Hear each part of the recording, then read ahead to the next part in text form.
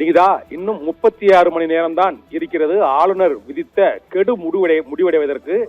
அதற்குள் TTV தினகரனின் forgery புகார் மற்றும் அமமுக எம்எல்ஏ கடத்தல் புகார், இது தவிர விடுதலை சிறுத்தைகளின் மிக நீண்ட நெடிய ஆலோசனை தொடர்ந்து கொண்டே இருக்கக்கூடிய சூழ்நிலையில் யார் விஜய்க்கு ஆதரவு அளிக்கப் போகிறார்கள்? 118 என்ற எண்ணிக்கையை அவர் எட்டினாலும் ஆளுநர் அர்லேக்கர் அவரை பதவியை ஏற்க அழைக்க மாட்டார் என்பதுதான் இப்போது உள்ள தகவல், புதிய தகவல். ஏனென்றால் ஒரு போர்ஜரி புகார் கொடுக்கப்பட்டு, குதிரை பேரம் தொடர்பான ஒரு போர்ஜரி புகார் கொடுக்கப்பட்டு அதன் மீது நடவடிக்கை எடுத்த பின்னரே அதில் புகாரில் உண்மை இல்லை அல்லது உண்மை இருக்கிறது, இந்த இரண்டு முடிவுகளையும் எடுக்கக்கூடிய அதிகாரம் ஆளுநர் அர்லேக்கருக்கு தான் இருக்கிறது. அவர் 36 மணி நேரத்தில் அந்த முடிவை எடுக்க வேண்டும். அந்த முடிவை எடுத்த பின்னர் தான் இந்த அறுதி பெரும்பான்மைக்கான கடிதத்தை பெற்று விஜயை ஆட்சி அமைக்க அழைக்க முடியும். ஒன்று. இரண்டாவது, தொடர்ந்து விடுதலை சிறுத்தைகள் கட்சியின் தலைவர் தொல் திருமாவளவன் நேற்று இரவில் இருந்து இப்போது வரை இன்னும் செய்தியாளர்களை சந்தித்து அந்த அதிகாரப்பூர்வ ஆதரவை இன்னும் தெரிவிக்கவில்லை. இரண்டு புதிய சோஃபாக்கள் கூட அங்கு வந்துவிட்டது விஜயை வரவேற்பதற்கு. ஆனால் அந்த இரண்டு எம்எல்ஏக்களின் ஆதரவு யாருக்கு என்பதைத்தான் இன்னும் இன்னும் அவர் அறிவிக்கவில்லை.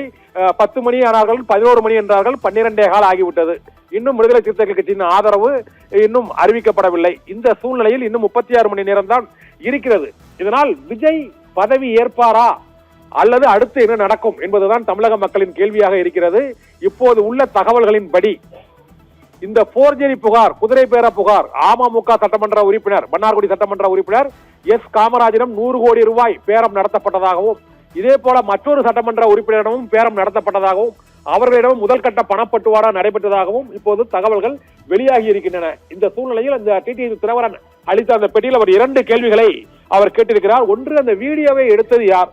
2, ஒரிஜினல் கடிதம் எங்கே இருக்கிறது, ஆதரவு கடிதம்? இப்போது காமராஜ் என்னோடு இருக்கிறார், அவரை கடத்தி பணம் கொடுக்க முயன்றீர்களா இல்லையா என்பது குறித்த ஆதாரங்களை தமிழக வெற்றி கழகம் வெளியிட முடியுமா என்று கேட்டிருக்கிறார். தூய சக்தி என்று கூறியை ஆட்சி அமைக்க முயலும் தேவதூதரான விஜய், அந்த தேவதூதருக்கு நான் எப்படி அறிவுரை கூற முடியும் என்றும் டிடிவி தினகரன் கேள்வி எழுப்பி இருக்கிறார்.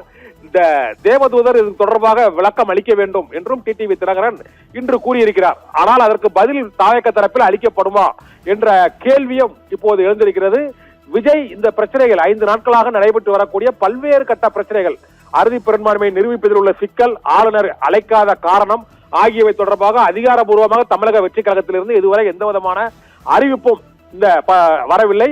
இந்த பதவியேற்புக்கு அழைப்பை விடுக்காமல் சதி செய்வது யார் அல்லது அழைப்பு விடுக்காமல் சட்ட ரீதியான சிக்கல்கள் உண்மையிலேயே இருக்கிறதா என்பது குறித்து தமிழக வெற்றி கழகம் தரப்பில் தான் இனிமேல் அதிகாரப்பூர்வமாக அறிவிக்க வேண்டும் என்ற எதிர்பார்ப்பும் மக்கள் மத்தியில் ஒருபுறம் எழுந்திருக்கிறது.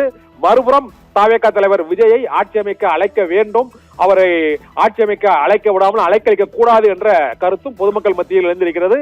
மூன்றாவதாக 2 எம்எல்ஏக்களுடைய விசிக இத்தனை காலம் இவ்வளவு நேரம் தாமதப்படுத்துவது ஏன் ஒரு முடிவை அறிவிப்பதில் என்ற எதிர்பார்ப்பும் எழுந்திருக்கிறது. பதவி பணம் பேர உச்சத்தை எட்டி இருக்கிறதா தமிழக அரசியலில் என்ற சந்தேகமும் இப்போது எழுந்திருக்கிறது.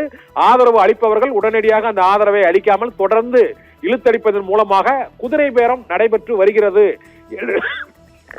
என்ற டிடிவி தினகரனின் புகாருக்கு மேலும் அந்த ஆதாரமாக ஆவணமாக அந்த சான்றுகள் அடையக்கூடியதற்கான வாய்ப்பு இருக்கிறது என்பதால் இன்னும் 36 மணி நேரமே இருக்கக்கூடிய சூழ்நிலையில் ஆளுநர் என்ன முடிவெடுக்கப் போகிறார் என்பது மிக பெரும் கேள்விக்குறியாகி இருக்கிறது.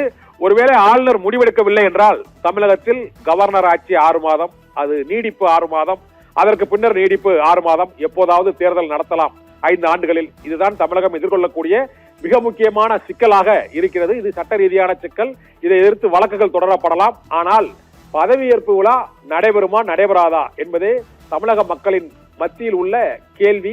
அதற்கு விடை ஆளுநர் அர்லேக்கரிடம் தான் இருக்கிறது. அந்த விடைக்கு போர்ஜரி புகார், திருமாவளவனின் ஆதரவு, அடுத்த கட்ட விஜயின் நகர்வு ஆகியவற்றை பொறுத்தே தமிழகத்தில் புதிய ஆட்சி அமையுமா, விஜய் முதலமைச்சராக பதவி ஏற்பாரா அல்லது தள்ளி போகுமா என்பதுதான் இப்போது உள்ள கேள்வி.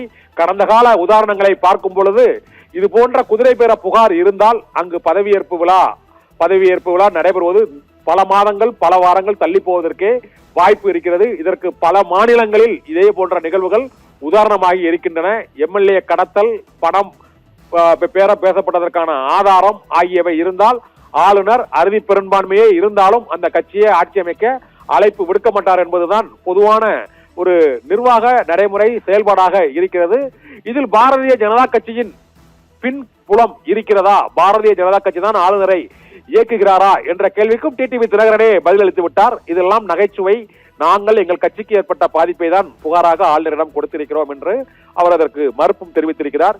இருந்தபோதும் தமிழக மக்களின் சந்தேகங்களுக்கு இன்னும் சில மணி நேரங்களில் விடை கிடைக்கும் என எதிர்பார்க்கப்படுகிறது. அதற்குள் விடுதலை சிறுத்தைகள் கட்சியின் அந்த ஆதரவு அளித்தால் அறுதி பெரும்பான்மையை அடைந்து விட்ட பிறகு ஆளுநர் அந்த ஆட்சி அமைக்க அழைப்பு விடுக்கவில்லை என்றால் தமிழகம் முழுவதும் ஒரு பெரிய ஒரு மாற்றம், கொந்தளிப்பு தமிழக வெற்றி கழக தொண்டர்களிடையே ஏற்பட்டு விடக்கூடும் என எதிர்பார்க்கப்படுகிறது.